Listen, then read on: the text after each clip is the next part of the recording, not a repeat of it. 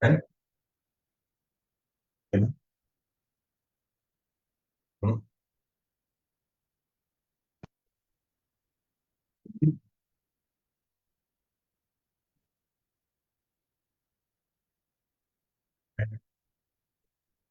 Tiba training kelas kan? You think you think All prepared, all ready to.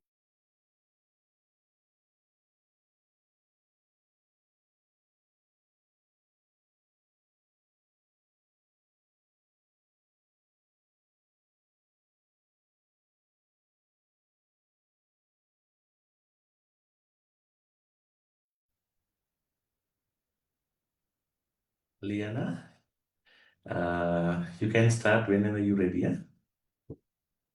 Okay, good.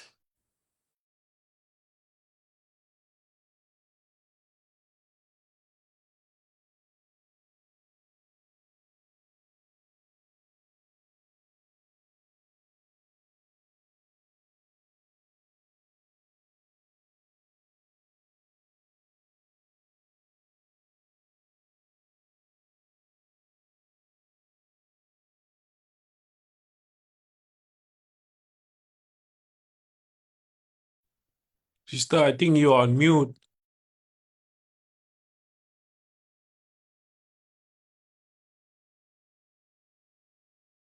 Sister, I think you're on mute. Thank you, brother.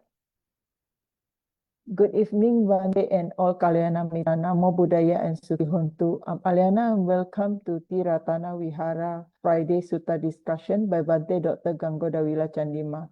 Today is the day 175 of this series of Sutta discussion, which is the third class of Dakkhiṇāvibhaṅga Sutta.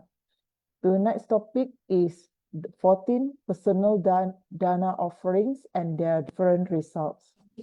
This Sutta discussion series is sponsored by Ti-Ratana Vihara Aman Perdana, and Dakkhiṇāvibhaṅga Sutta is the 17th Sutta that has been chosen by Bhante Chandima for this Sutta discussion series. If you have missed the previous class, please check on Ti-Ratana Vihara Aman Perdana YouTube channel for previous videos. Newcomers are always welcome, so please share about this class with others and whoever that wish to join the class via Zoom and where we can engage directly with Bhante can contact the Vihara administrator for further information.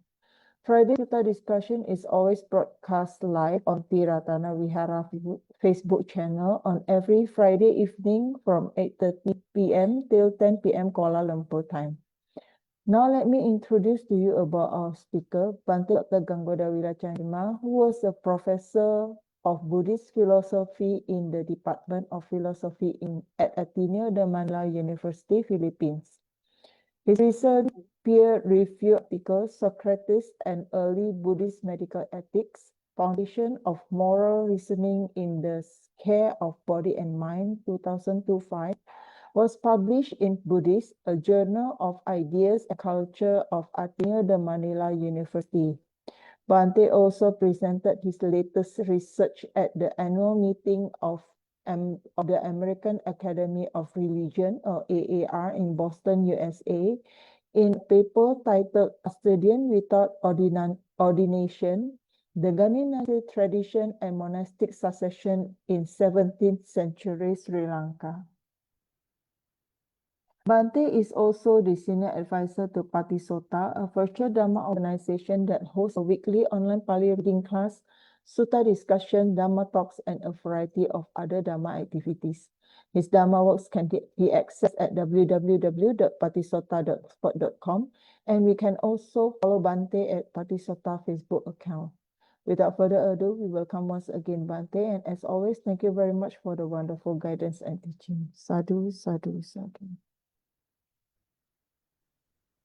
Thank you, Aliana, for the introduction. Good evening, Dharma friends. Welcome back to another Friday Sutta discussion with TRB. So let us pay respect to that to start off on that discussion. Sadhu, sadhu, sadhu. Namo tassa bhagavato arahato samma sambuddhassa. Namo tassa bhagavato arahato samma sambuddhassa. Namo tassa bhagavato arahato samma sambuddhassa.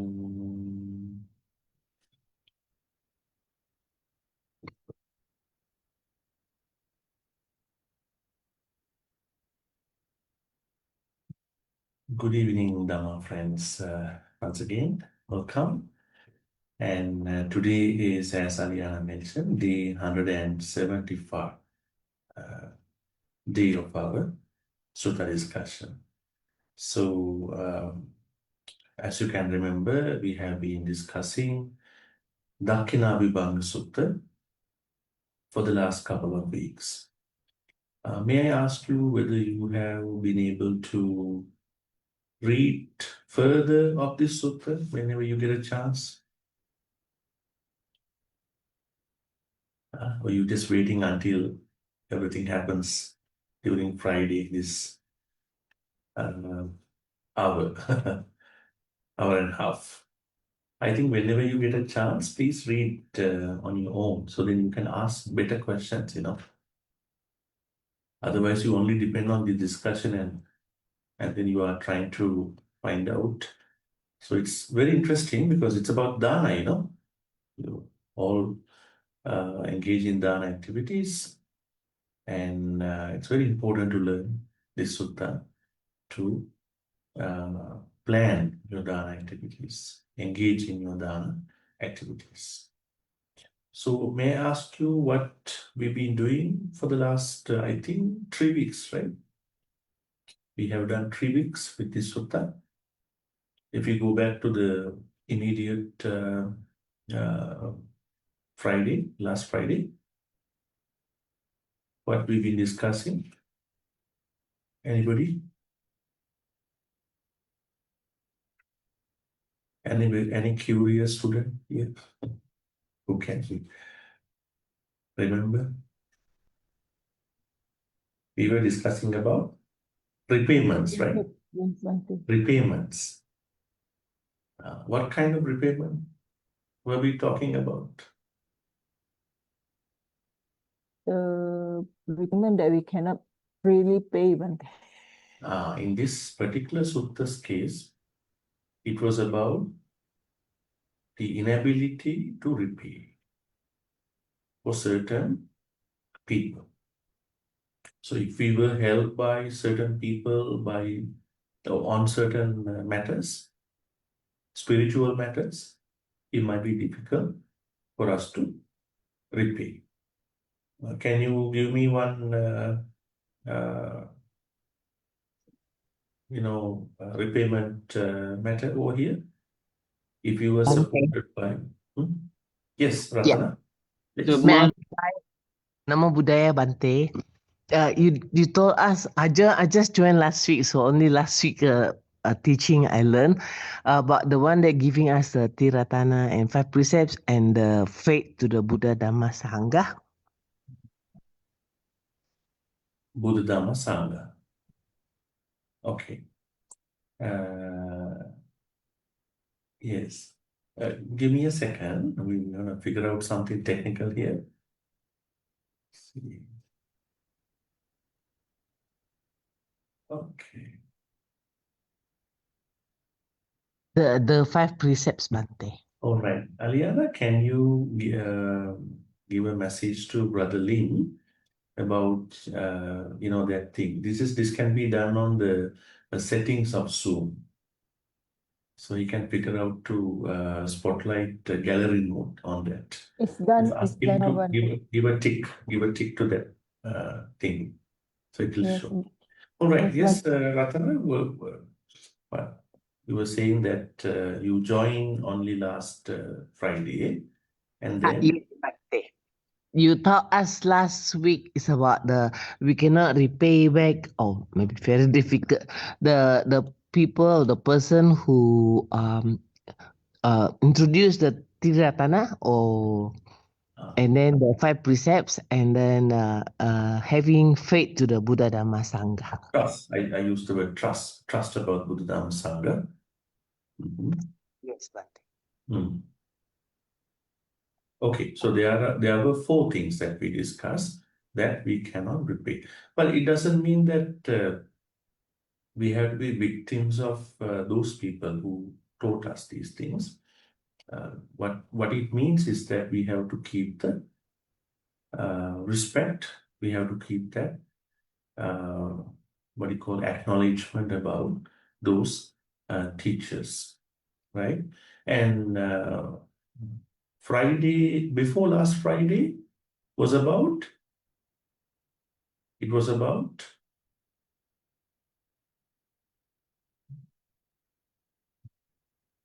can anybody who attended share with us what we discussed the Friday before last Friday?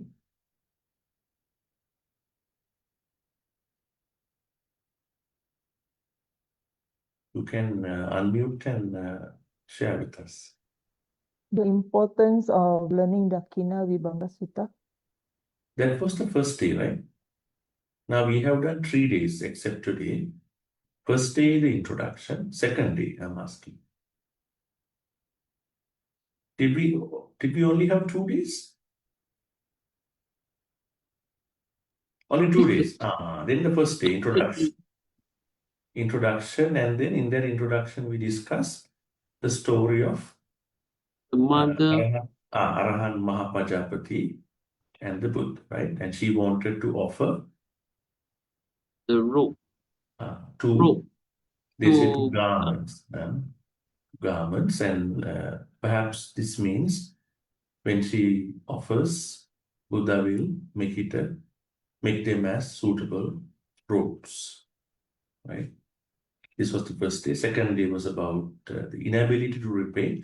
And today we are going to talk about this, the next part of the sutta, continuing. Here, Buddha teaches Venerable Ananda, especially Arahan Mahapajapati, about 14 types of personal dāna. Personal dāna, okay? You know, now you cannot sometimes find Sangha. Sangha means many monks and nuns, right?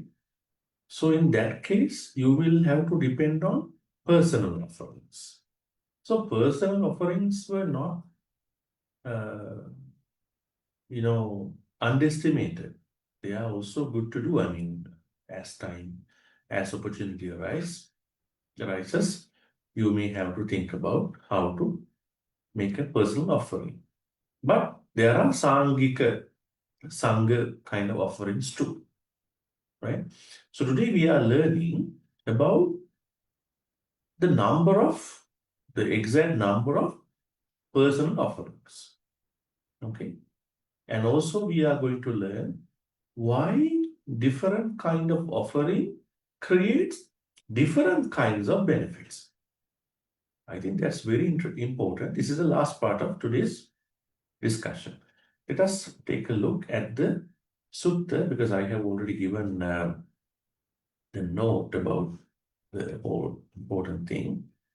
So, look. Okay.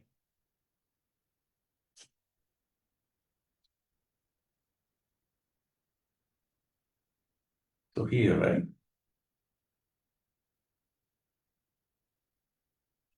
What Ananda, there are these 14, I could say, Dānas. This could be a little bit loose translation. Dāna to individuals. So perhaps what we understand is 14 types of individuals. Chuddasa means 40. Pana ima Ananda. Patipuggalika Dakkhiṇā. Now you learn about Dakkhiṇā, right? Now this could be Patipuggalika Dakkhiṇā. Right?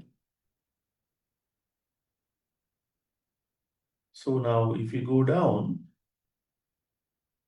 Let us go to the then Sanghagata Dakkhiṇā. Oh, very interesting. Two types of Dakkhiṇā. There are two types of Dakkhiṇā which the Buddha explains. Now here we understand 7 Sangika Dakkhiṇā. We are not learning that today. This will be the next week. And there are 40 personal Dakkhiṇās. Partipuggalika Dakkhiṇā. All right. Okay, so let's find out who can read Pali better. So who would like to raise your virtual hand, and then I would like to ask that student to read from here until the 3rd personal offering. Okay, from here. Anyone? Bhante, I try. Okay, yes. Paduma Okay. from Chudasa. Yeah, Chuddasa Ko. Okay. Chudasa ko panimananda patipugalika dakkhiṇā. Katama Chudasa tathagate arahante sama sambuddhe danang deeti. Ayam patama patipugalika. Am I right? Yeah. Ayam patima patipugalika dakkhiṇā. Pacheka sambuddhe danang deeti. Ayam dutiya patipugalika dakkhiṇā. Tathagata savake arahante danang deeti. Ayam tatiya patipugalika dakkhiṇā. Okay, great. Yeah, great. I think I will ask someone else. Thank you, Bhante. Yeah, great. Next person will read from the fourth personal offering to 8th personal offering. So who would like to read that part from here? Arahatta Pala. Please raise your virtual hand if you want to read.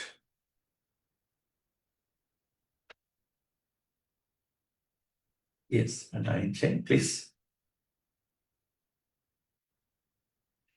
Arahatta palasacikiriyaya patipane danang deeti. Ayang catutti patipuggalika dakkhiṇā. Anagamisa danang deeti. Ayang pancami patipuggalika dakkhiṇā. Anagami palasacikiriyaya patipane danang deeti. Ayang catti patipuggalika dakkhiṇā sakadagamisa danang deeti. Ayang satami patipuggalika dakkhiṇā sakadagami palasacikiriyaya patipane danang deeti. Ayang atami patipuggalika dakkhiṇā. Okay, great. Here, Partipuggalika. Okay, Partipuggalika. Party. There's a long, otherwise. Yeah, yes. Okay, great. And then I would like to ask from somebody else to read from this point. That means from 9 to the rest of the 14. Go 9 to 14. So here. Yeah, please raise your virtual hand. I will scroll down as you start. Yes, from here. Sotapani. Anybody?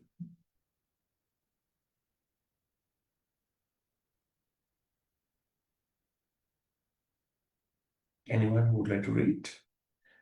Yes, Pauline, please go ahead. Thank you, Bhante. Sotapane danang deeti, ayang nawami patipuggalika dakkhiṇā. Sotapati palasa chikiriyaya. Let me give you a suggestion. Sota patipala satchikiriya. We have to make a break. Thank you, Bhante. Sotapati pala sachikiriyaya patipane danang deti. Ayang dasami patipugalika dakina. Bahirake kamesu vitarage danang deti. Ayang ekadasami patipugalika dakina. Putujana sila wante danang deti. Ayang dwasami patipugalika dakina. Putujana dusile danang deti. Ayang terasami patipugalika dakina. Tirachana gate danang deti. Ayang chudasami patipugalika dakinati. Okay, great. Thank you, Bhante. Okay, so then we have another section to read, but I think we will cover the first one and we'll come down to that part. So I think you are very curious about what these 14 are at this point. So we're going to make like this. Okay. Okay, now can you remember what I shared with you earlier? That there are two types of Dakkhiṇā. One is Patipuggalika Dakkhiṇā, personal offerings. One is Sanghagata Dakkhiṇā. And then there are 14 personal and then 7 Sangika Danas. Okay, so we have to specifically know what these 14 personal Dana offerings and what these 7 Sangika Dana offerings. Perhaps I think you may have not known these 21 types of Dakkhinas. You might have thought that everything is Sanghika Dakkhiṇā. So when you organize a Dana activity, you have to, organizers also have to understand how to make it a personal Dana, Dakkhiṇā, how to make a Sanghagata Dakkhiṇā. So these are two things to clarify. So the organizers should understand how to make it happen, and the donors, Dayakas, also should understand how it works. First, let's go to the first Dana, first personal Dana. Okay, the first one. Tathāgate arahante samma sambuddhe danam deti. This is very clear. Someone, danam deti, gives dana to Tathāgate arahante samma sambuddhe. Tathāgate arahante samma sambuddhe means, Tathāgata means, Tathāgata, The this Buddha. is a, The Buddha. yeah, definitely. This is the Buddha. But what does Tathāgata mean actually? If you take it technically. Does gone one or does come one? Does go one. Okay. How do we explain that actually? Now here Tatha means the Four Noble Truths. The person, the individual, the great individual who has arrived at the Four Noble Truths. Tatha Agata. Tatassa Agata. Right? Tatha means the Four Noble Truths. Normally we don't use it for Arahants, Pacceka Buddhas, Tathagatas. We are using only for the Samma Sambuddha. So we can say this is an appellation to the Samma Sambuddha. And you can see here, Tathagate Arahante, Samma Sambuddha. So this is basically talking about the Samma Sambuddha. Samma Sambuddha. And Buddha is also an Arahant. Right? But Buddha is very different from other Arahants because he is Tathagata and Samma Sambuddha. Samma Sambuddha means? Now I ask a very important question. This is about the Itipiso statement. Perfectly self-enlightened one. Self-enlightened. That is the translation. All the other Arahants, they were enlightened because of someone. because someone taught them the Four Noble Truths. But the Samma Sambuddha become self-enlightened because he had nobody directly to show the path. There were other teachers, but they could not truly bring him to the enlightenment. So Samma Sambuddha. Now, someone is going to offer Dāna to the Samma Sambuddha. Very clear, right? It's a personal offering. Now, what do you think about this particular event that was happening here? Arahan Mahapajapati, now the Buddha. What was actually going to happen there? She was going to do a personal offering to the Samma Sambuddha. That means she's going to do the first personal offering here in this story, which the Buddha prevented her in doing that. It's very interesting, right? The Buddha prevented her. Although it can be a personal dana. But did the Buddha prevent others when they were giving personal dana to him? No, he did not.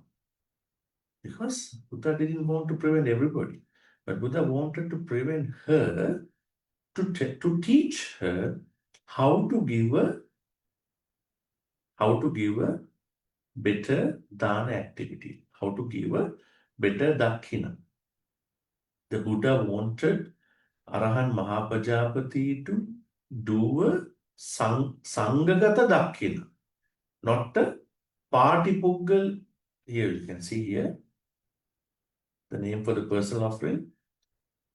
Partipuggalika Dakkhiṇa. He didn't want her to do a Partipuggalika Dakkhiṇa. Why is it? You know, Arahan Mahapajapati already ended samsara. Both of them don't need karma. But the Buddha wanted her to understand. Perhaps Buddha is making this teaching using Mahapajapati Gautami to teach other people that if you want to give a dana, dakkhiṇa, you have two choices. Either you can do as a personal Sanghagata Dakkhiṇa, a personal dakkhiṇa, Partipuggalika Dakkhiṇa, or you can do a Sangha Dakkhiṇa. Right? So this is what he wanted her to understand. And when the Buddha teaches that, of course, this is going to be a larger crowd, not even Arahan Mahapajapati. So I think using Arahan Mahapajapati's upcoming or maybe expected offering, Buddha used that opportunity to give this proper idea about Dakkhiṇā or Dāna. So the first one is giving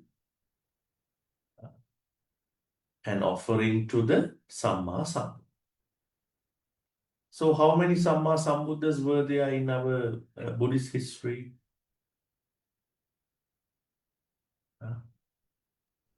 Mentioned by the Buddha himself, there are 28. 27 before, and then the Shakyamuni Buddha. Actually, that is not the correct now. Why? Then you go back to the first Buddha that we know in the Buddha Vansa, one of the books in the Khuddaka Nikaya. His name is, who is the first Buddha that we know in the list? Tanhankara Buddha, right? There's a sutta, Atavisi Paritta, Tannankaro Mahaviro, Medankaro Mahayaso, Saranankaro Lokahito, Deepankaro Jyotindaro, Kondanyo Janapamoko, Mangalo, and so on and so forth. Now the problem is, all these Buddhas must have been given an endorsement by another Buddha. Right? Now, you know, our Shakyamuni Buddha was endorsed by, which Buddha endorsed our Shakyamuni Buddha as a Bodhisattva that he would become a Buddha? Dipankara. Deepankara Buddha. Then may I ask you, who endorsed Deepankara Buddha? Not in the list. That's the thing. Who endorsed Tanankara Buddha? Not in the list. The reason why this number is 28 is this is given in a way people who are following Dhamma to have a rough idea about the latest 28, what do you call, a number that followers, Arya Savakas can think about, process. But then the actual number is, oh, you can't even think about. Buddhas were there in the whole history, right? But we normally understand that there are 28 Buddhas, right? What if that your son is going to ask, you are just going around the Bodhi tree, yeah? Then Bodhi tree, the Buddhas start from Tanankara Buddha. He's going to ask, okay, who is this Tanankara Buddha? And then if you learn a little bit of Dhamma, you can explain, okay, all these Buddhas as Bodhisattvas were endorsed by a previous Buddha. What if he asks, who endorsed the Dīpankara Buddha? Forget about that. That's not necessary to ask here, you know. You come and just go around the Bodhi tree and go back home. Is this how you're going to? We are not going to shut down people, you know, when they ask Dhamma questions. There were so many Buddhas before, but we only learn 28 because that is given for us to have an idea about how this happens. Otherwise, there were so many Buddhas. Okay, so now when you offer anything to the Samma Sambuddha, who is Tathagata and Arahant, what you are doing is a personal offering to the Buddha. That's the first one. Second one. Then, this is first one. Then, Paccheka Sambuddhe Dānaṁ deti ayam dutiya Patipukalika Dakkhiṇā Pacceka Sambuddhe. Pacceka Sambuddhe means now I am going to ask you this question because I know that you have learned it in a previous Sutta discussion under me. Who is a Pacceka Buddha? Pacceka Buddha? Is it the Buddha by himself but not able to teach? Buddha, but cannot teach. Oh, not teaching. Non-teaching Buddha. You know, like there are professors, teaching professor, non-teaching professor. Is that something like that? Okay. Look at the translation here. That's a little bit humorous sometimes, you know. Oh, independent Buddha. Who is that? Independent Buddha. It looks like a very loose translation, right? Sometimes they translate to be private Buddha. I will ask you, who is a private Buddha? Who is an independent Buddha? That's why sometimes you cannot translate some Pali, but better keep it as it is. Pacceka Buddha is Pacceka. Don't translate. Can you translate Samma Sambuddha? Just leave it as it is. Can you translate Bodhi tree? Sacred tree. You don't get that feeling. Bodhi tree. Right? So here, Pacceka Buddha is Pacceka Buddha. Let me tell you. Pacceka Buddhas, can Pacceka Buddhas appear during Samma Sambuddha's time? Huh? No. It is said no. In the text, it is said Pacceka Buddhas don't appear during an active Samma Sambuddha's time. Okay?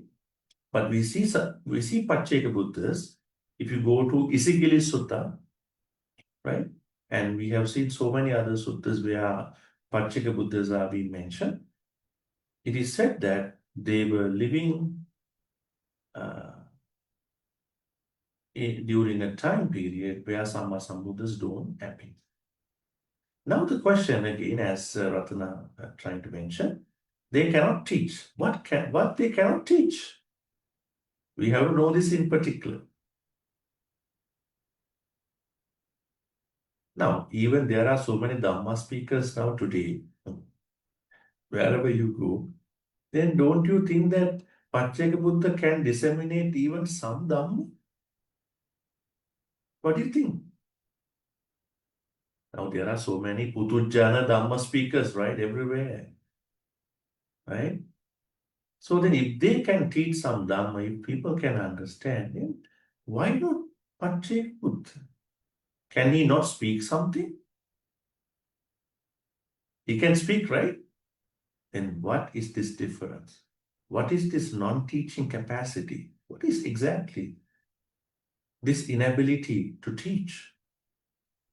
Okay. Is it Bhante? What's that? The wisdom? No, Not they are equal to the Samma Sambuddha in their wisdom. What is not happening is that, Samma Sambuddhas can conceptualize what they learn so that Samma Sambuddhas can teach people. All these are concepts, right? Four Noble Truths is a concept. 5 aggregates is a concept. Paticca the 12, cause and effect theory is a concept, right? All these are concepts. Only Samma Sambuddhas can conceptualize in a way people can understand what these mental states, what these teachings are in their own understanding. Whereas Pacceka Buddhas can. So Pacceka Buddhas are unable to conceptualize what they have attained as the Buddhahood, whereas Samma Sambuddhas engage in that activity by supporting so many beings. Yes, Pauline, you have a question? So, Bhante, what is the effect of the birth of Pacceka Buddha then to the people around him or to the country? What would be the effect of birth of Pacceka Buddha? What would be the effect? Yes, the benefits. Well, that's the problem, if you cannot conceptualize, people cannot understand, right? Right? But we don't know how far he can give the Dhamma. I mean, perhaps he is trying to give Dhamma in certain ways, but he cannot properly conceptualize. So the effect could be not the benefits that the Samma Sambuddha can do to other beings. Definitely it is below the Samma Sambuddha's effect on other people, right? So, but we see the other thing is there are so many stories where people attack Samma Sambuddha, right? And then they were they were attacked by other beings, right? Think about there was one man who wanted to kill the Pacceka Buddha and who wanted to avoid other people offering Dāna to him. There was one man who shot an arrow so that Pacceka Buddha's ear was damaged. So perhaps what we know is that people don't understand that this is a Pacceka Buddha. So the effect is that only when a Pacceka Buddha can conceptualize, of course, they are not able to do that in that particular enlightenment. So their effect could be minimal compared to the Samma Sambuddha's engagement with the people. That's But why we Bhante, never. That's why we never hear Pacceka Buddha's appearance, birth is. We don't hear this Pacceka Buddha's appearance is rare. We only hear Samma Sambuddha's appearance is rare, right? Because he can, cater Dhamma to the people so that they can attain their enlightenment. But we don't hear that from the Pacceka Buddha's perspective. So Mhm. someone becomes a Pacceka Buddha because that person only performs two stages of the paramita. That is what we learn from this text. Now, there are 10 paramitas in Pali Buddhism: Dāna, Sila, Nekkhamma, Khamma, Karma. Satya, and so on and so forth. They only perform the first and second aspects of the paramita. Dāna parami, Dāna upaparami only. Not Dāna paramattha parami. So there is an eligibility issue here. So when someone only performs two stages of that particular paramita, that person will end up as a Pacceka.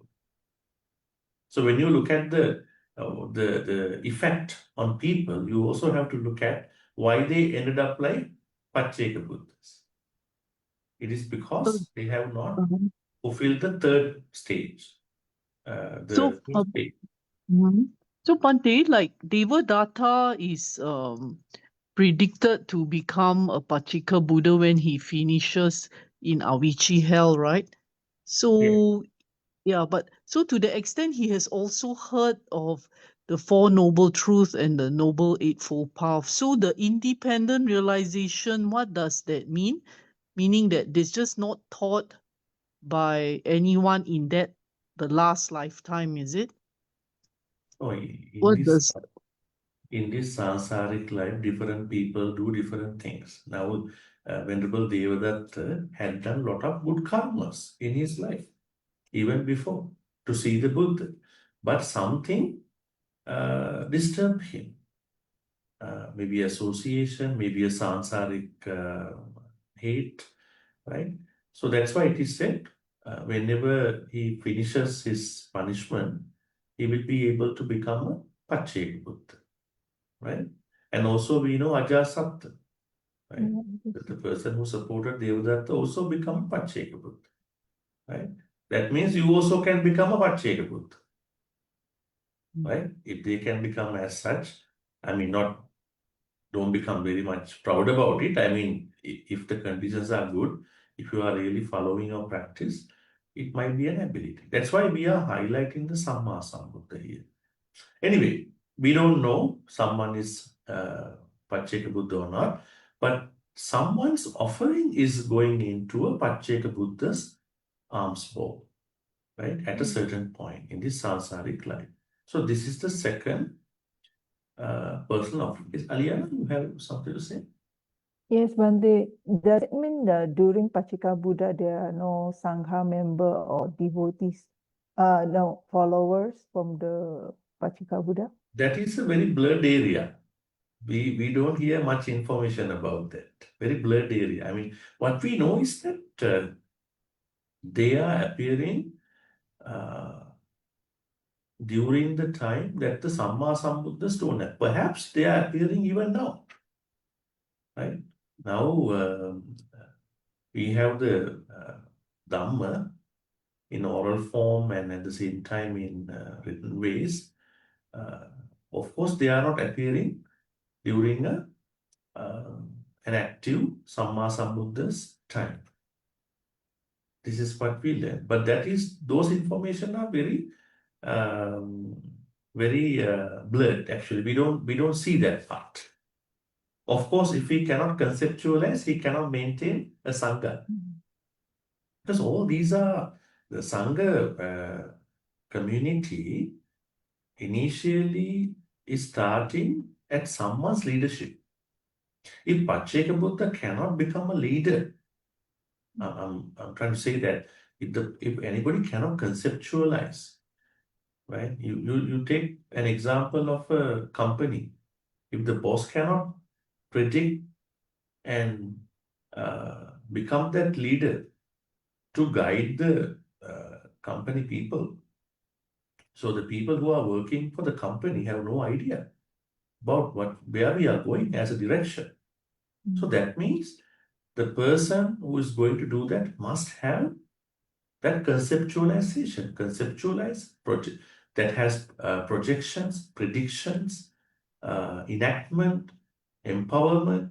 So if the Pacceka Buddha is not doing anything as such, so there is no Sangha community that is going to be part of him. Perhaps these are very, Pacceka means it's a very sort of Buddhas who are silently practicing their things somewhere. Nobody knows. So, and then if someone happens to give a dana to that kind of a person, then the second personal offering is going to happen. Thank you, Bhante. Of course, we may have given that in the previous slide. Maybe in this slide, we never know. Third personal offering is Tathagata Savake Arahant, right? Tathagata Savake Arahante Dāna Deti. Why does it mean Tathagata Savake Arahante? Are there no any Arahants outside the Tathagata Buddha Sasana? There cannot be, right? So if you happen to give dana to an Arahant, that is also a personal offering. The fourth one, Arahatta Pala Satchikiriyaya Patipanne, someone who is going to become an Arahant. Arahatta Pala, Arahanthood fruit, Satchikiriyaya, to realize Arahanthood, someone is committed to that. Who is that person? Who is going to who is a committed person to become an Arahant? Of course, an Anagami person, right? Of course, an Anagami. But sometimes it can be even someone who is a Putujjana. Some Putujjana, without following the regular process, they suddenly became Arahants. It can be anybody, right? But normally, technically, regularly speaking, the normal process is that an Anagami person who is supposed to become an Arahant here. But it could be somebody else too. Then the fifth personal dana is that you are offering dana to someone who is an Anagami. Anagamissa dananditi ayam panchami. Anagami means, what's the meaning of Anagami? Someone who is not Anagami, coming back. From where? So you can't say, see you again, not coming back again. Right? What kind of interpretation is that? Not coming back from what kind of places? What are those places? Anagami, agami. Not coming back. From where? Human world. Pure abort. Huh? The human world. Normal world. Not coming back from a pure abort. No, I'm asking from where are they not coming back? Normal From world. the last 5 Brahma worlds. We call them as pure lands. Pali way, pure lands. There are 5. Sudasa, Sudasi, Akanita, Aviha, and those 5. Why is it they are going to attain Nibbana in those places? They don't have to come back here. And then the 6th one is someone who is following the way to become an Anagami. Who can be that person? Someone who is going to become an Anagami. Of course, someone who is Sakadagami. Anagami. Or could be a Putujjana. Why? There are some Putujjanas, they practice jhanas, right? Some jhanas. As a matter of that, they can become Anagami. We don't know, right? So there are 2 possibilities, 2 people. And then Sakadagāmissa dānam deti. Of course, someone who is a Sakadagami and you are offering dāna. The eighth person, someone who is going to become a Sakadagami. Sakadagami phala, fruit, Satchikiriya, someone who is going to practice the path to realize the fruit of Sakadagami. May I know who is that? Sotapanna. Sotapannas, right? Basically. And then personal offering number 9. Sotapanne dāna deti. You are going to offer dana to someone who is a Sotapanna. This could be a very approachable range because Sotapannas can be everywhere. We never know. They can exist. Even lay people. Not even Sangha members. And then the 10th personal dana is Sotapatti phala satchikiriyaya patipanne dana. Someone who is practicing to become a Sotapanna. Do we have another Pali name for them? Someone who is going to become a Sotapanna. Who is that person? We have a name for that? Chula Pula Sotapanna. Sotapanna. And the there are 2 types of Chula Sotapanna. Who are they? How do we know, right? That's why we are coming here to learn, right? 2 types of Chula Sotapanna. Number 1 is Saddhanusari Chula Sotapanna. Other one is Dhammanusari Chula Sotapanna. Saddhanusari means someone who has more Saddha and then going to become a Sotapanna in that way. And someone, Dhammanusari means someone who has more Dhamma engagement and going to become a Sotapanna. What does this mean actually? This means there are some people who are practicing Saddha to become a Sotapanna. There are some others who are going to learn a technical level of Dhamma teachings. There are 2 types of Sotapannas. So different people are different. That's why you find out there are some people who cannot focus on the Dhamma teachings. What can they focus on? Certain Saddha-based Meditation. Saddha-based activities, Dāna activity. They don't want to come and join the Dhamma talk. Too difficult, too complicated.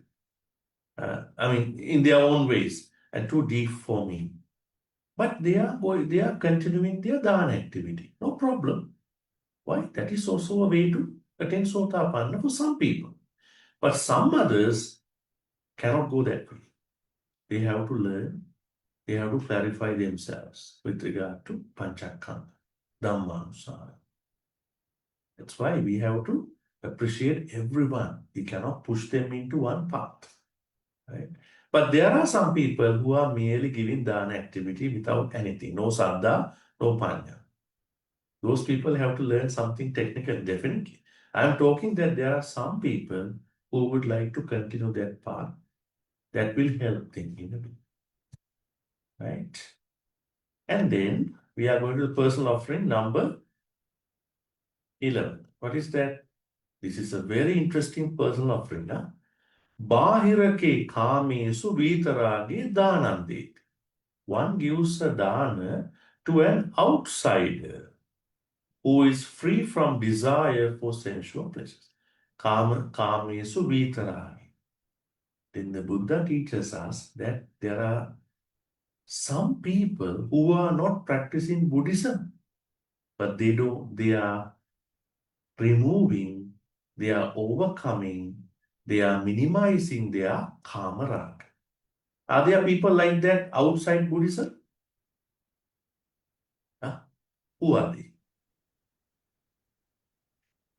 Are there any religions that talk about that we have to reduce our obsessive sensual desires? Are there? Yes. Brahmin. Brahmin, yeah. Are there such teachings? Yes, there are. Hinduism. There are Brahmins who are trying to reduce. Even in today's world, I don't want to mention the names of religions, and you name it. You know that in those religions, there are people who are trying to reduce their obsessive lust in their own ways. Right? So, if someone is giving an offering even to a priest, right? Even to a priest, that is also a personal offering. But now you know the number of the number is going down now, right? Starting from the Buddha, Samma Sambuddha, number is going down now. Now we are this number the greatest number started here from the Samma Sambuddha. So Bahirake Kame Suvitaragi Dāna. But still a good activity. Let's say you know a priest in a certain religious place. And, you know, I remember there was a priest, a Filipino priest in Canada. We didn't expect that. It's a very interesting story. To respect all of them, I can say without names. So in this story, I and the other senior monk went to a house in Victoria, British Columbia, and that family also associates a local Catholic church. The church is headed by a Filipino priest at that time. So he is also invited to the Dāna. I mean, right? It's not usual, but you know, it's a very small community there, so we have to tolerate, no problem. So at the end of the Dāna, now we are going to distribute what do you call the strings, blessed strings. So the kind of the people who were going to the church in that occasion, in that event, in that group, did not want to come and take the string, okay, because that is perhaps not what they wanted in coming to that Dāna. But you know who came? Who came as the first person to take the string? That priest. The priest came in and asked, yeah, can you tie this string for me? Then the other monk asked, why? Blessings are blessings. Blessings are blessings. Even you bless me, whoever bless me, it's a blessing. And he took the first string. The people who were in that activity were like shocked to see, we did not even go and take the string, but our priest, the priest in our church went in, and they also came after that. Right? Very interesting story. So that's why we believe that not even the Buddhist monks and nuns, we have to respect the others too, because Catholic priests definitely they have this training to overcome their lust, right? So if you have a friend like that, if you are connected sometimes, you know, in fellowships, it's better to keep doing good things. There's no such thing that you are only giving this way. But there is something we're going to learn at the end. So that's the 11th one. 12th one. Bhante, may I ask you something? Short one. Yes. Bhante, this number 11 is saying that free from the sensual pleasure, isn't it? That Yes. means it's not anagami because they still have maybe wrong view. No. Here, Yeah, no more sensual pleasure, correct? no, here free from, we go back again. Yeah, sensual pleasure only, right, Bhante? But they may still have the wrong view, correct, Bhante? No. Let me explain. Yeah. Now here it says, Bahirake Kamesu Vitarage Dāna Deti. Here you should not be mixed up.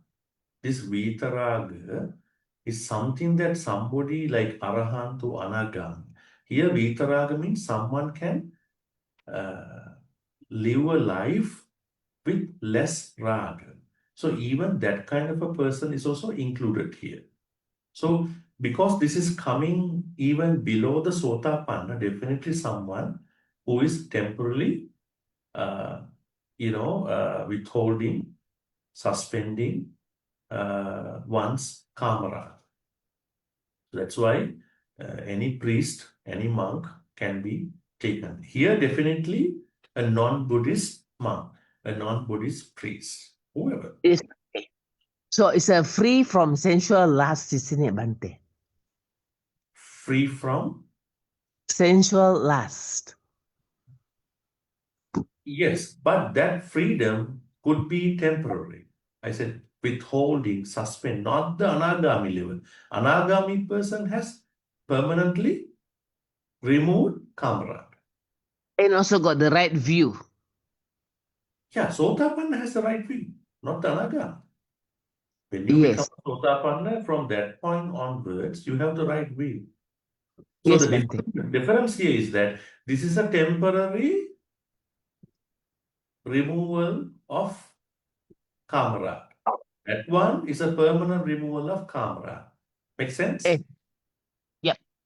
Because That's in the the next difference life, here. there may be, yeah. Okay. So then, now we are going to the 12th one, Putujjana Silavanti. Putujjana means someone who has not become even a Sotapanna, but still moral, still disciplined.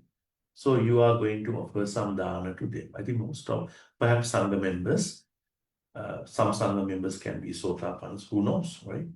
Maybe if you are wondering which personal category is our Sangha members, then definitely this category, Putujjana, but Silavanta. This also includes even the lay people. Sometimes you cook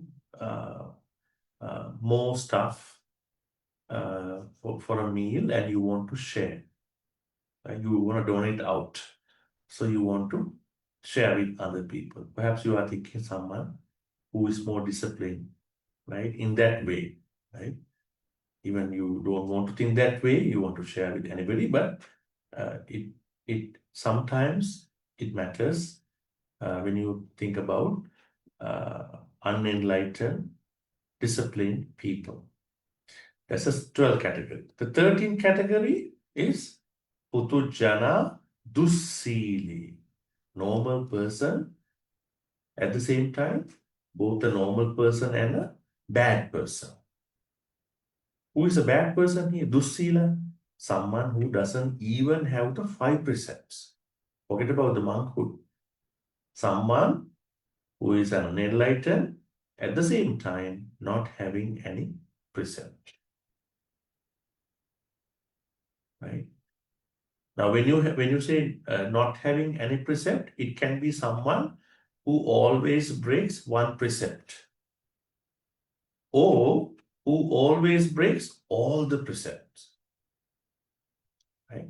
There can be anybody like that, you know. So at the same time, definitely unenlightened. So this means when you offer something to anyone, especially normal human beings, maybe most of them, it might be this part. The 14th, last one is Ti-Ratana Dāna. Ti-Ratana means animals. So giving food to animal, feeding animal is the last 14 dāna, personal dāna. So which one are you doing for the most part? May I know? First one, second one, or the 14th one? Do you have a dog? I think you will do the last one, right? A lot. Right? A cat or dog, maybe if you feed the birds. Which one are you doing for the most part? Now you think about that there is what do you call an order with regard to personal offerings. I also want to tell you, this is what I'm going to say at the end as well.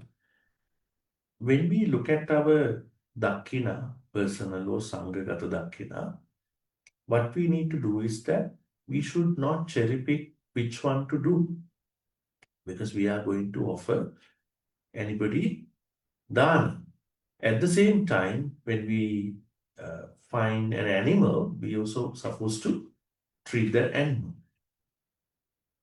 But if you think, I only want to treat animals, I don't want to treat anybody else, that is going to be a problem. Or if you think, I only want to offer Sangha, I'm not going to offer to anybody, that is also a problem. So there are so many opportunities that we have to give Dāna to many individuals. So we have to plan ahead. The Buddha told us 14 personal personal Dānas, and I'm going to use any opportunity that I can get to offer these personal Dānas. All right, now we are going to the what you call, I think you want to know this part very well. What are the ROIs you will be getting, benefit packages? We'll see. We'll ask someone to read this part and then we will explain. Who would like to read this part? It's a bit longer part. Anyone? Here, this part. Tattrananda. Bhante, I try. Any? Okay. Okay. Okay. All right. Bhante, there's a thing covering the side. I cannot read the side. Okay. Yeah. What I can do is that I'm going to remove that. Okay. Now better. Okay. Natrananda Tirachanagate Dānaṁ Dattva Sataguna Dakkhiṇā Patikankitabba Pudujana Dusile Dānaṁ Dattva Sahasaguna Dakkhiṇā Patikankitabba Pudujana Silavante Dānaṁ Dattva Satasahasaguna Dakkhiṇā Patikankitabba Bahirake kamesu vitarage dānaṁ dattva koti satta saha saguna dakkhiṇā patikankitabba sotapati phala sachikiriyaya patipanne dānaṁ dattva asankheya apameya dakkhiṇā patikankitabba ko panavado sotapanne Kopanavado Sakadagami Palasa Pala Sachikiriyaya Patipane Kopanavado Sakadagamisa Kopanavado Anagami Pala Sachikiriyaya Patipane Kopanavado Anagamisa Kopanavado Arahata Palasa Sachikiriyaya Patipane Kopanavado Arahante Kopanavado Pacheka Sambuddhe Kopanavado Tathagate Arahante Sama Sambuddhe. Okay. Sattako Sattako Panim I think that's enough, because that part is our next Friday. Okay, thank you, Okay, Bhante. okay, now the Buddha teaches us what can really happen when we give things to certain individuals. Okay, I think this is given to encourage us to give more. Okay, so first one is about animals. Now, actually, Buddha picked up from the reverse order, right? Now, earlier he picked up from the, how can we understand this? You know, when we talk about certain things, sometimes we go from a top-notch way. This is going to be a bottom-top approach, right? Now, Buddha explained the personal Dānas in the highest level, and now he explains the importance of Dāna from the lowest level. Because when the Buddha teaches us the lowest level of Dānas, then we understand what if we give dana this way, right? And perhaps what if we cover all these danas at the same time, as much as possible? What would happen to me personally and to other people? This is why the Buddha teaches, picks up from the last dana, perhaps I would say the bottom of the list. So the first one is animals, right? Tatra-nanda tirachana gate dana. I think because of the timing, what I can do is, let me go to the note now, because otherwise we don't have time to cover that part too. I will use the note at this point to show this thing. Okay, as you can see here, these are the 14th offerings, personal offerings. Now we are here. Okay, does giving to different people create different karma? What's the answer? Yes or no? Yes. This is yes.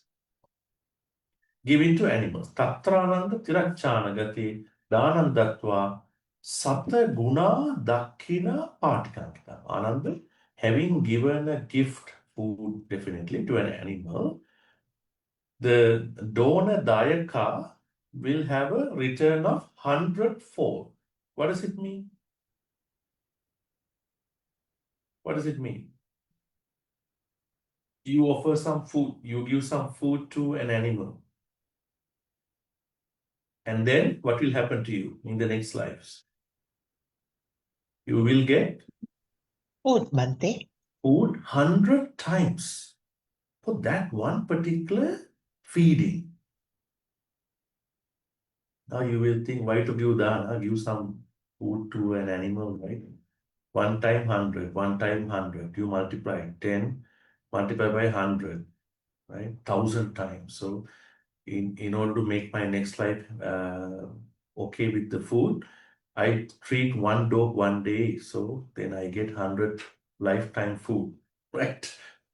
That's why some people, they go actually, they go in different directions when they look at these mathematical numbers. But Buddha teaches us, no, whenever you see an animal, if the animal doesn't have food, feed the animal. That's good, right? Maybe a cat, maybe a dog, maybe another animal. Use some water, use some food, regardless of any animal, right?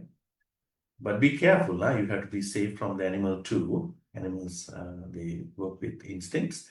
So, but you have to know, whenever you feed an animal, you get the food, beverages 100 times in your sansaric life, right? That means whenever you have an opportunity to feed an animal in the proper way, you should not miss that opportunity. You should grab it, right? Don't miss it.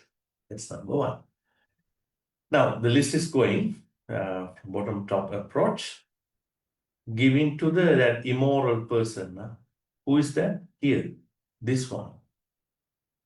To an immoral, or this is a personal offering in the first place, 13th one. Now the second one here. Giving to an immoral or a person. Putujja dussīli. What will happen? When you give a dana, when you treat an immoral person, unenlightened immoral person, you will get more than this animal thing. 100-fold here, 1,000-fold. 1,000-fold means you give something to someone, maybe a beggar, pauper, anybody you don't know, right? You don't know the enlightenment of anybody, but you just give. Behind the scene, what will happen when you give that? You will get that offering in 1,000 lifetimes. That's the best way. When you give food one time to an animal, you get it in 100 lifetimes. After you die, it will go with you for 100 lifetimes. When you give food to an immoral, unenlightened being, it will go for 1,000 lifetimes from now, whether you like it or not. We should have good karmas, right? Okay, that's the second one. Third one, now you can give, if you can find an opportunity to give dana, an offering to a virtuous, unenlightened person, what will happen? It will come to you for 100,000 fold. That means 100,000 fold means how many lifetimes will that come to you? 100,000. 100,000 lifetime. If you go that far, we don't know, right? Although you learn a lot of Dhamma, never know in which life you can be an arahant, right? But we have to get ready for the karma. In case we have to live, we will have to live due to some issues. We must have done enough good karmas. You know, there are people who don't understand this. They are thinking, why to do good karmas? Only meditate. What if you cannot attain Nibbana? You go to another few lives. Will you have good karmas to survive? No money, no karma. You will suffer a lot. That's why you must do dana here. Right? This is very important. That's why, what will, regardless of what will happen to you, do good karmas and then do the meditation. Whatever those activities. So both are happening. Don't try to drop that. So now when you give something to an unenlightened virtuous person who have five precepts, or maybe as a Sangha member who have their own precepts, who are keeping their vows, right? And you are creating a karma that will come after you for 100,000 lifetimes. You know, samsara is too big, right? So this could be a small number, but it comes to us. Now, outside, non-Buddhist person who has some kind of temporary freedom from sensuals, what will happen? You give dana or food to that kind of person, and that dana will come to you for koti sata sahasra guna. It's a very big number. Hundreds of thousands of million. Actually, what is this number? What is this number? Billions. Now you have to know something very interesting. When you give a dana, if the person who is receiving that dana has less lust, is kind of free from sensual lust, you are creating a good karma that will come with you for billions of lifetimes. Right? So this is very interesting. Right?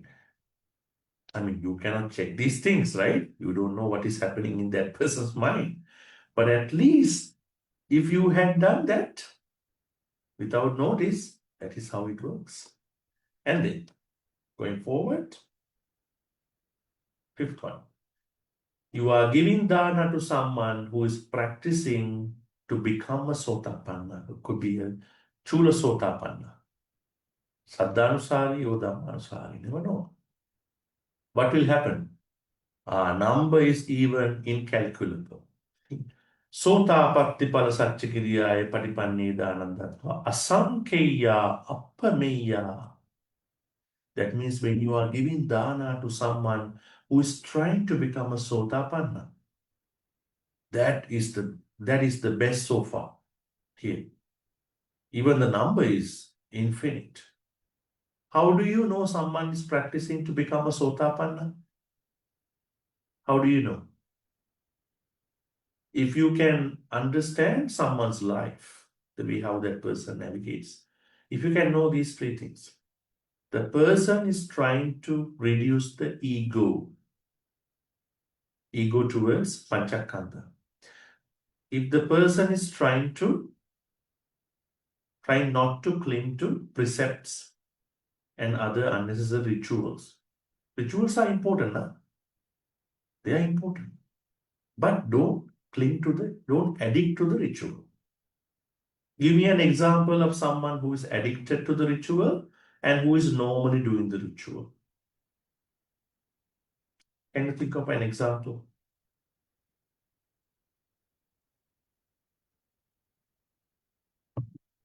Any ritual?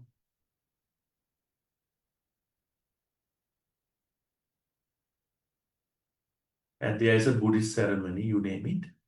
And the person only attends the temple only for that ceremony.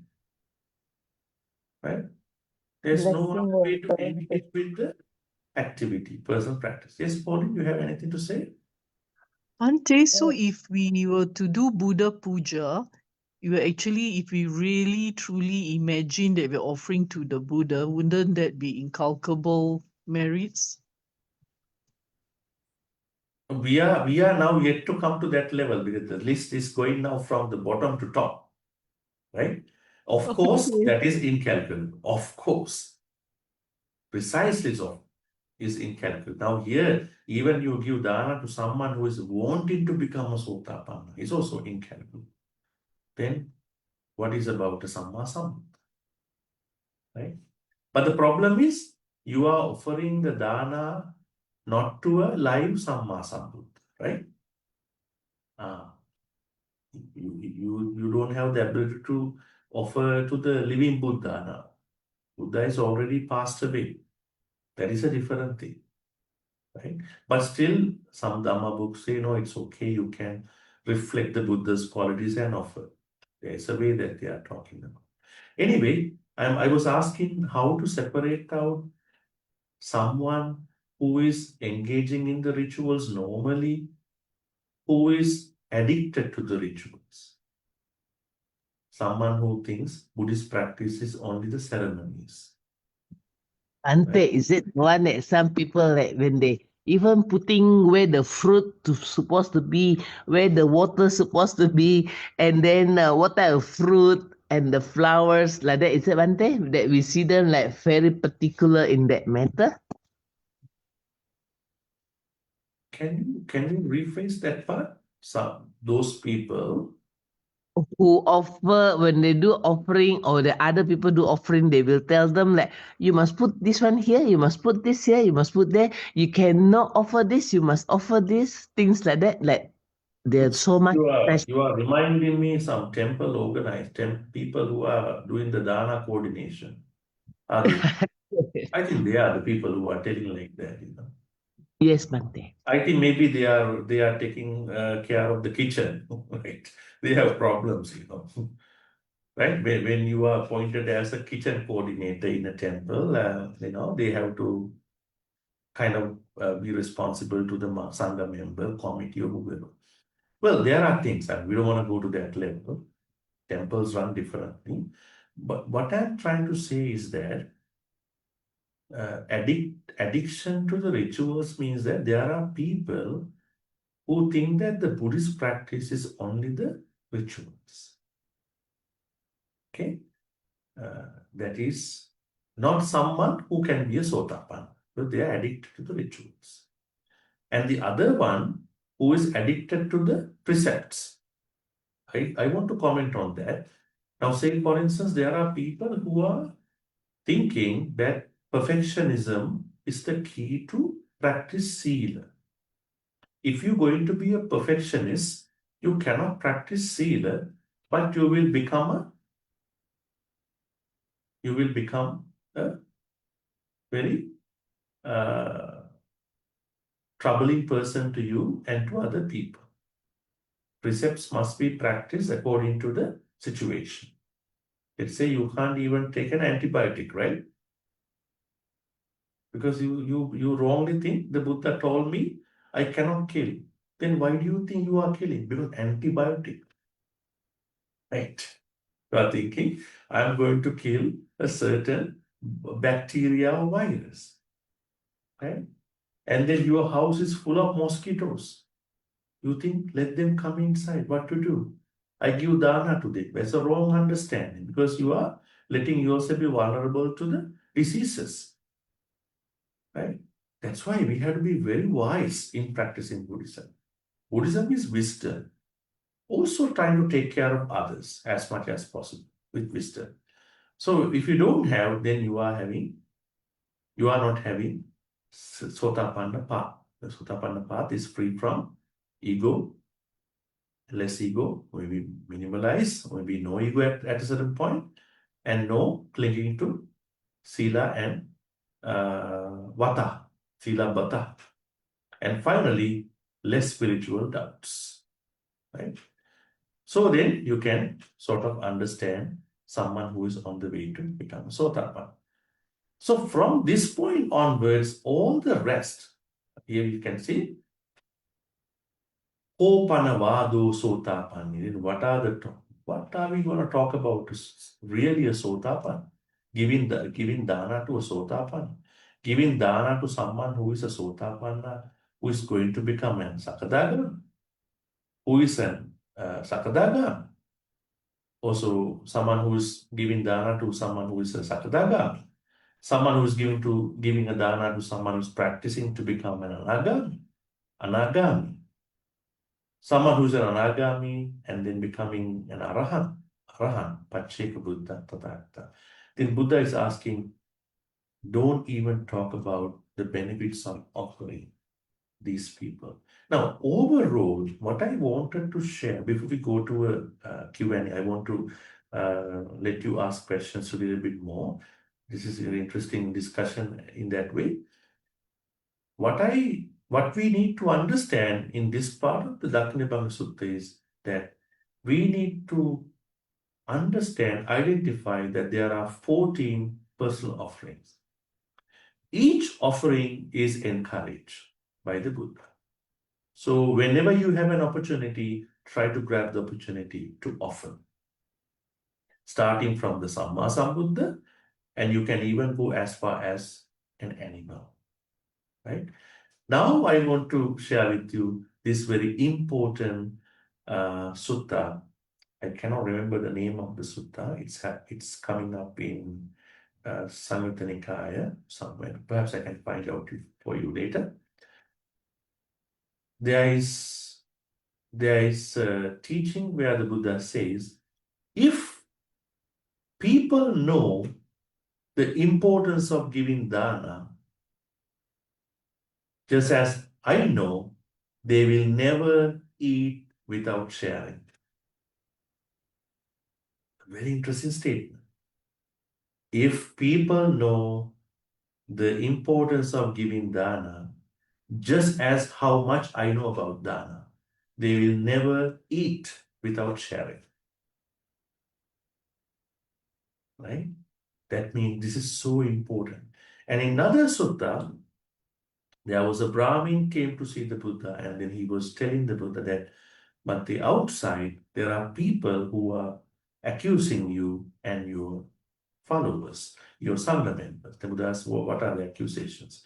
And he said, outside, I overheard, I kind of eavesdropped, that the people are saying, you had given a Dhamma talk where you highlighted that if you want to give a Dāna, you cannot give Dāna to other teachers, the contemporary Buddhist teachers, Purana Kassapa, Makali Gosala, Ajita Kesakambala, Pabuddha Kachaya, Nigantanatha Buddha, Sanjay Pelati.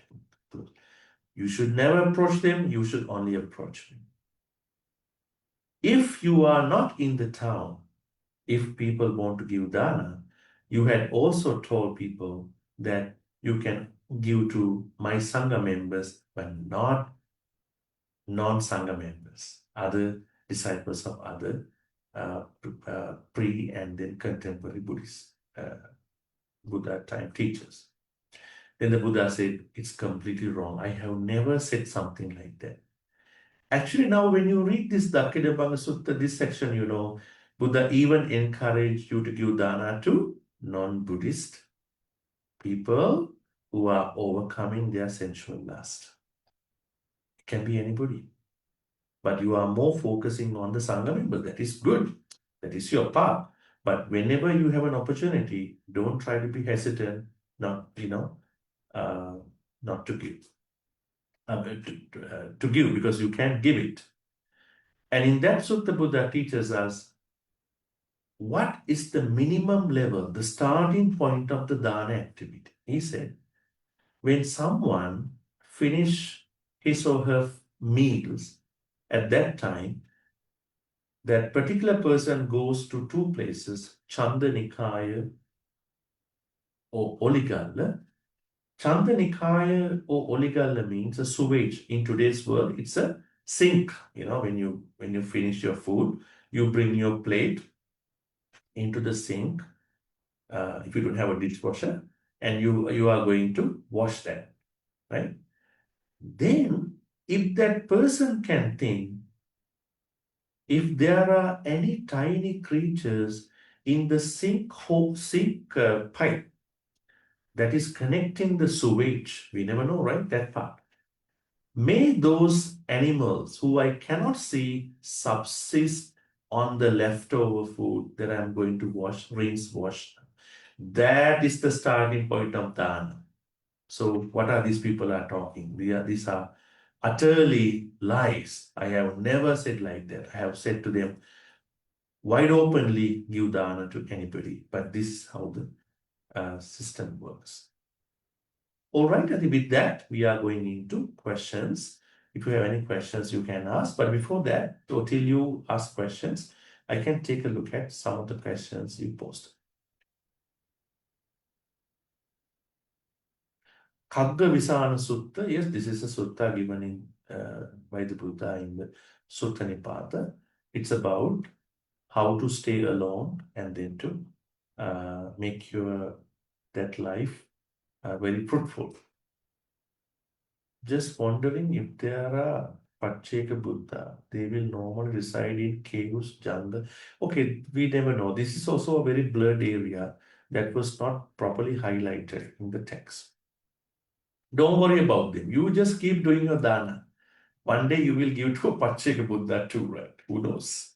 Right? How about lay people who practice Brahmacharya? He said, yes. They are also minimizing their sensual lust. And then Jack is asking, what about a person who is progressing ahead on the path and is close to Nibbana? She may may not need too many lifetimes. Oh, how do we know? This is a hypothetical idea. We never know. That's why Sansa, don't try to undermine Sansara. Sansara is too strong than how we think. If Sansara is that easy to cross, I think we must have attained Nibbana already. So, how should we interpret giving of Dāna then for these individuals? Once again, what about a person who is progressing ahead on the path and is close to Nibbana? She may not need to, I mean, conditional upon the enlightenment. Nah? This question has to be taken that way. We never know. Conditional upon the enlightenment. It's the place where we can have a good idea about how should we interpret giving Dāna then for this. Don't worry. As I said earlier, don't worry about these individuals.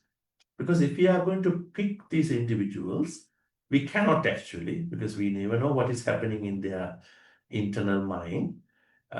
So what we are supposed to do is we keep giving Dāna to an individual. We will find out some of them too. Bhante, this is Jackie. May I elaborate on the question? Yes, in short, please. Yes, I really appreciate you picking up. So I'm trying to understand the logic. So the sutta says that if we do this, we get 100 lifetime, 1,000 lifetime, uncountable. So it does promote a certain way of thinking. So my question is, there are certain people who are very well on the path, and they don't do this because they want to get more lifetimes of Dāna. So in what mental condition or how would they think about doing Dāna for like 100, 1,000, uncountable? How would they think of it in their position? Or how should we as lay people who is not in that position understand this? No, as lay people, what matters here is what you have to think about, not what they have to think about. right?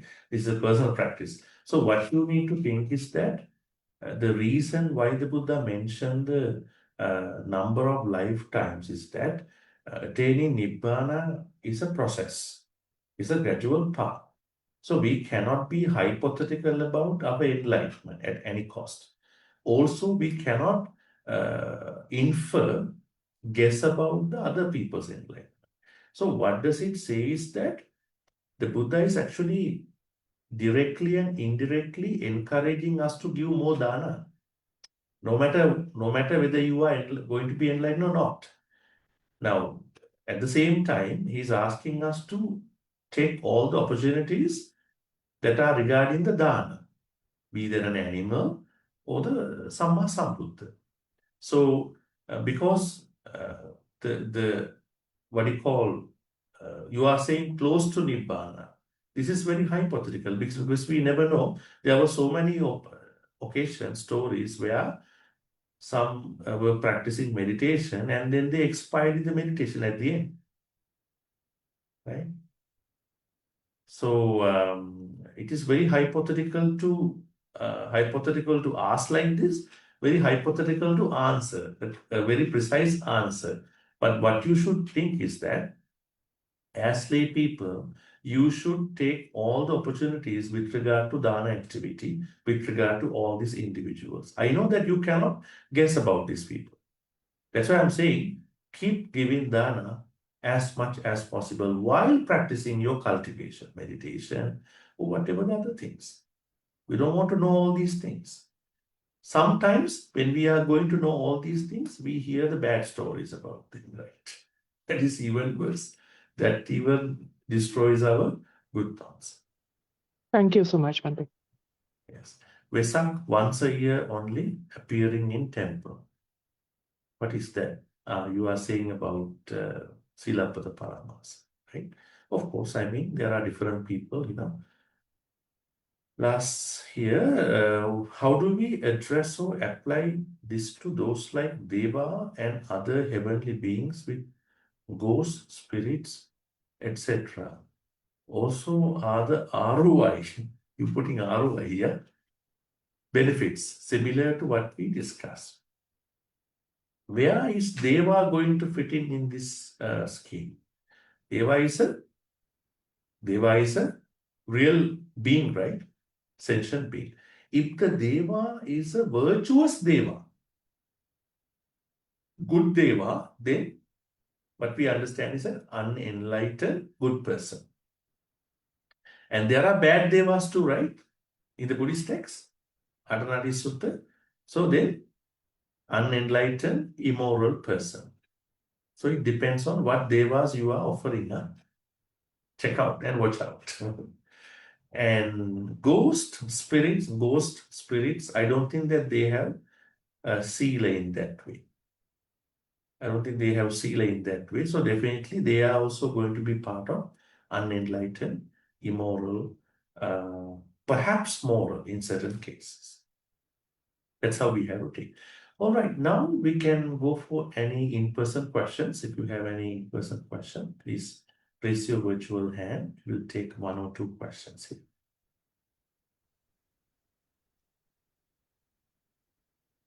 Yes, Ratna, make it a small question, please. Yeah, thank you, Bhante. Just very small. Can we see Pachika? I mean, is there any Pachika Buddha during this when the Buddha dispensation is still around? No, right, Bhante?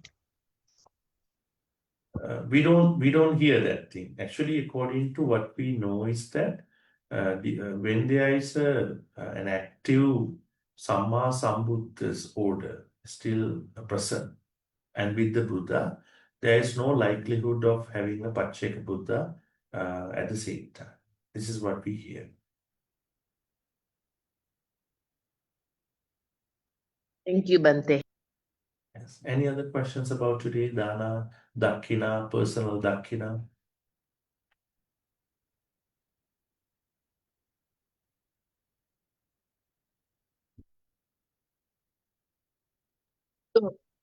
Bhante, so if like a parent were to feed their children every day, that is merits, right? someone who undertakes Parents, to feed parents teaching, everyone feeding children. every day. Would that be considered dana? The thing is that parents don't do as a dana, right? Parents love their children, and they are not doing it as a transactional activity. That is a very interesting thing that you pointed out. I mean, let's say, not even this example. There's a couple. Now, one has to take care of the other one. One has to have Saddha, Sila, Chaga, Panya, vice versa. And if the person is doing as such, okay, I'm kind to you, at least I'm getting some benefits in my future life, that will become more transactional. Actually, the idea here is that not bringing every category that we are part of in our daily life into this.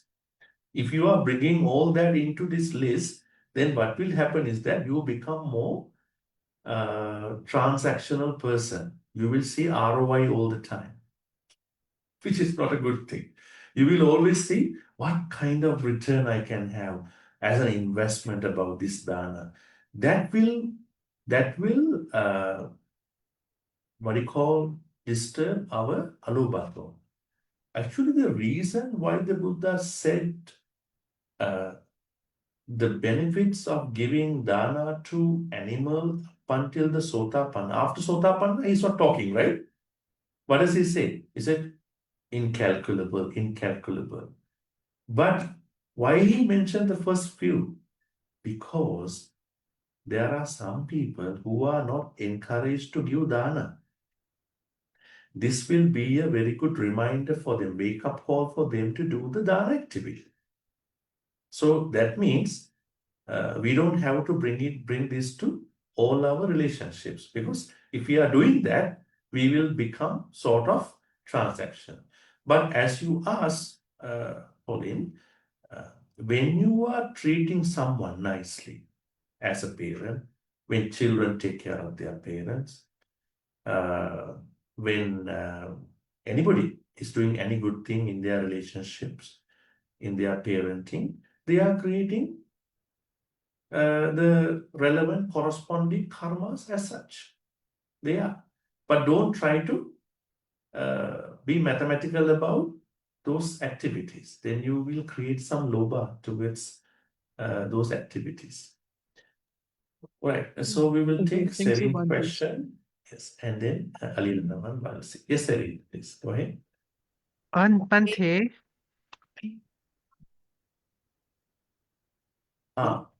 Bhante? Annie, can we Yes. give to Serin first and then come back to you? Okay, yeah, sure. Yes, Serin, please go ahead. Bhante, I just want to ask, what is ROI? Return of investment is a business word. Return of investment. All right. Actually, I didn't use that, Brother Kelvin, pull that. But anyway, that is what people sometimes think, I'm giving dana, what can I get out of this immediately? But the thing is that the reason why the Buddha mentioned about numbers here, don't be misunderstood, numbers, because when we know the first couple of dana benefits, we will be more encouraged to keep this doing.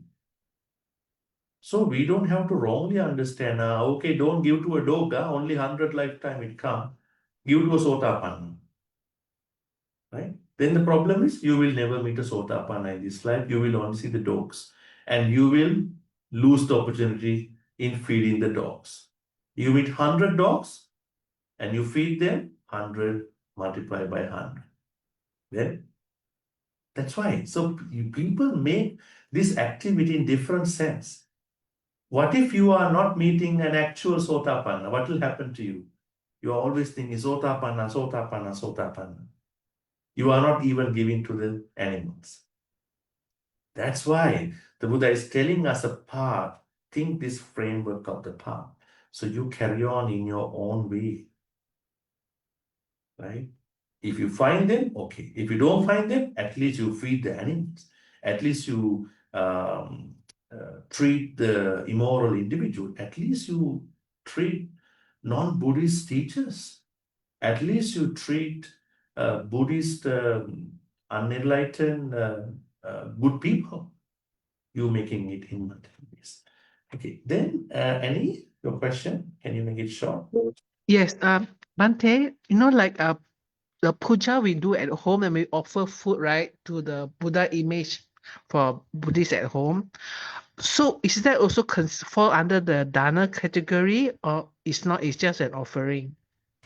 Well, then the question goes back again whether the Dāna to the real Buddha and active Buddha and the passed away Buddha same or not. Actually, Pali commentaries say even the Buddha is living or not, you create the same benefit, but that is little doubtful. That is a bit doubtful, I mean, to be honest, because you see the Buddha and you give an offer, and you don't see the Buddha, you give to a Buddha image. Of course, there's a difference, right? Correct. But if you can create the recollection of the Buddha Nusati, Arahant Amma Sambuddho Vijjacana Sampanno Sugato Lokabdu Anuttara Buddham Sarthi Satta Devansana Buddha Bhagava in bit more noble and wise ways, perhaps you can create more good karmas depending on your mentality. So the connection when you offer is very important. Connection to the mentality. wisdom of understanding the Buddha. Right. And Okay, thank you, Bhante. Okay. And the last question, we're gonna pick up here, Aliana's question. There are some people who like to make aspiration for benefit of oneself, one's family, every time after doing dana. Is it necessary? Well, if the aspiration is going to be a reminder to become a better person, let's say you go and do a dana, may I become a good person. What is wrong with that? There's nothing wrong with that. I give dana, I would take it not as an aspiration, I would take it as a determination. Giving dana is a reminder for me to become a better person. Giving dana for me to become a good wife, good husband, good friend, good student for our students, young people, anybody. I think that is important. But I know what you are asking, trying to aim at. You are giving dana and expecting some sort of transactional activity. Today I went to the temple. I offered 2 apples. As a result of offering 2 apples, may I become a big deva in a heaven. That is going to be making you very cheap. And you are sharing, today I went to the temple, I offered 2 apples or 2 passion fruits, right? And 2 mangoes. Keep that with you. Keep the objects with you. You don't want to share with other people. You see, I went and I shared, I offered something. That is a problem. Because you are trying to invest all the time, right? You are trying to invest. Rather than you are going to focus on how to remove that lobha, dosa, moha, giving dana. But as Aliana asked, aspiration to become a better person by using the dana is such a very good thing. At least from today, may I not overshare my information, not becoming a gossiper. At least from today, may I not talk harsh to other people. Such a good reminder. It starts from the dana sometimes, right? Yeah, so that is how we have to understand. I think so. Yes. That's ROI, Serena. That's ROI. No, ROI will come to us. Don't expect ROI. Don't expect ROI because ROI is not our way. We make an effort, and things will happen to us. Don't want to look for what we will get. Right? Okay. So then today we covered 14 personal offerings and how the Buddha shared with us certain Dāna offerings and their effects. Actually, Buddha never talked about Dāna effects above Sotapannas. So why he talked about the first couple of them is to encourage us to do it, keep doing that as a part of your cultivation practice. So then we are going to pick up Sangika Dakkhiṇā. Okay, today we discuss personal Dakkhiṇā 14, and we're going to pick up Sangha Dakkhiṇā in the next week. So then let us now transfer share all these good karmas.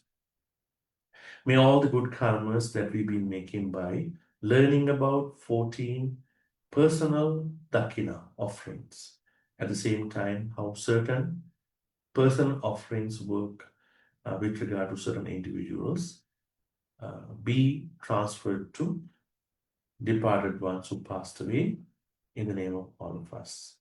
May the departed ones be well and happy. May they attain the supreme bliss of Nibbana. Sadhu, sadhu, sadhu. Idam me ñātinang huntu, sukhita huntu ñātayo. Idam me ñātinang huntu, sukhita huntu ñātayo. Idam me ñātinang huntu, sukhita huntu ñātayo. Next, we are going to share our good karmas with Devas, Nagas, and Mahindikas. May they all Deva, Naga, Mahindika receive all these good karmas. May they be well and happy. May they protect and bless all of us for good health, quality of life, prosperity, safety, and happiness. May Deva, Naga, Mahindika finally attain the supreme bliss of Nibbana. Sadhu, sadhu, sadhu. Ittavata cha amhehi sambatang punya sampadaṃ sabbe deva anumodantu sabba sampatti siddhya. Ittavata cha amhehi sambatang punya sampadaṃ sabbe bhuta anumodantu sabba sampatti siddhya. Ittavata cha amhehi sambatang punya sampadaṃ sabbe sattva anumodantu sabba sampatti siddhya. Akasattha ca bhummattha devānaga mahindika punyantang anumoditva chirang rakhantu sāsanam. Akasattha ca bhummattha devānaga mahindika punyantang anumoditva chirang rakhantu desanam. Akasattha ca bhummattha devānaga mahindika punyantang anumoditva chirang rakhantu man parang chirang rakhantu tvam sadanvati. Our next activity is to continue making the Dhamma wish. Our Dhamma wish is always to be surrounded with Kalyana Mitras who have Saddha, Sila, Tyaga, Panya better than us, or at least to be with individuals who have the similar amount of Saddha, Sila, Tyaga, Panya. It doesn't mean that we excommunicate, isolate our friends, but we prefer to associate those beings better. And for all the other beings, we are practicing metta for wishing them well-being. So may we be always connected to Kalyana Mitras. At the same time, may we become Kalyana Mitras to as many sentient beings as we may. With this noble intention, let us make the wish. Imina punya kammena mami bala samagamu satang samagamu huntu yava nibbana pattiya. Finally, blessings. May all these good karmas we've been making today by learning 14 personal Dakkhiṇā and how some of those Dakkhiṇās work in our life be supportive and helpful for all of us to attain supreme bliss of Nibbana. Sadhu, sadhu, sadhu. Abhivādana sīlissa niccang vaddhā prachāyinu chattaro dhamma vaddhanti ayuvannu sukhang balang Ayurarogya sampatti, sagga sampatti mevacha, ato nibbana sampatti, iminati samichatu, sadhu, sadhu, sadhu. Before we wrap up today, I would like to ask Aliana and also Sister Kim to say a few words about the lunch fellowship that is happening on June 6th, because May 20th is the date that you, I think, asked them to register. Would you like to say a few words, Aliana, about that, and then we will wrap this? Mr. Kim, would you like Please to say some unmute. word? Please unmute. Mr. Kim? Actually, we have gathered the numbers. I think Aliana will know exactly. It's about 40 over, right, Aliana? 46 now, around 46. Okay. So, and we have actually identified a few places, but we like to actually hold it in a hotel. But because of the timing issue, we may have to forego that. But ideally, in a hotel is a much better place. We got a bigger space and a better environment. But now we have found a kind of private place also that's in PJ, and we have a private area, but it's a Balinese style eating, so more Malay, kind of food, which we don't know whether it will suit all, but it's more for bonding. But that one is a very private and nice place that we can have the function. But we will announce that later because we have a few, but they're all very nice. So it's so difficult to make the decision. Yeah. Everyone is welcome to join in. Please a gentle reminder that the closing date for the registration and to join to the WhatsApp group is on the 20th of May. Because Sister Kim and I need to make some arrangement for the the venue and the everything else. We need to recce the place also. To make sure it's good enough for us to gather and bonding and meet Bhante personally, private chats. Yeah. Good. Hope Thank you you all for can the- come, it's really nice to see all of you in person, not always on the Zoom only. Okay. Great. I think Yeah. that's a good reminder. So 20th is the last day. I think that's what I want. I think further information can be given later, right? As It things shall go. be announced. Okay. With that, would like to wish all of you a pleasant good night till we see you again next Friday. Good night, everyone. Thank you, Aliana. Good night. Everybody. Thank Good you. night, Bhante. Thank you, Good Bhante. Good night, night, Bhante. Good Bhante. night, Thank you, Bhante. Bhante. Thank you, Sadhu, Bhante. sadhu, sadhu. Thank you, See Bhante. you Sadhu, all. sadhu, sadhu. Good Thank night, you, everyone. Bhante. Good night. Good night.